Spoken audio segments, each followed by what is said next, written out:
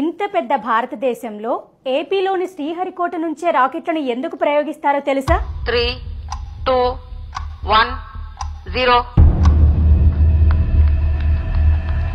దీనికి 5 బలమైన కారణాలున్నాయి. నెంబర్ 1, భూమధ్య రేఖకు దగ్గరగా ఉండటం.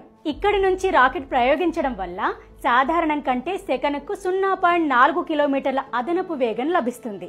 భూమధ్య రేఖకు సరిగ్గా ఎగువన కాస్త అటు ఇటుగా ఉండే కక్షలో సమాచార ఉపగ్రహాలు తిరుగుతుంటాయి. ఇక్కడి నుంచి రాకెట్ ప్రయోగిస్తే శాటిలైట్స్ ను ఆ కక్షలోకి చేర్చడం ఈజీ అవుతుంది. నెంబర్ 2, సుదీర్ఘ తీర ప్రాంతం. సాంకేతిక సమస్యల వల్ల రాకెట్లు ఒక్కోసారి కూలిపోవచ్చు. శ్రీహరికోటకు అతి సమీపంలోనే బంగాళాఖాతం ఉంది. ఈ పరిసరాల్లో పెద్దగా జనసంచారం ఉండదు. ఒకవేళ ప్రమాదం జరిగినా ప్రాణ ఆస్తి నష్టం తక్కువగా ఉంటుంది. నంబర్ 3, రవాణా సదుపాయం.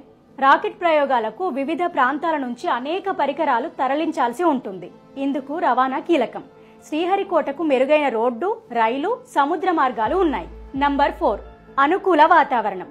రాకెట్ ప్రయోగాలకు ఎక్కువ వర్షపాతం, ఎండలు ఉండకూడదు. శ్రీహరికోటలో ఏడాదిలో సుమారు 10 నెలలు ప్రయోగాలకు అనుకూలంగా ఉంటుంది.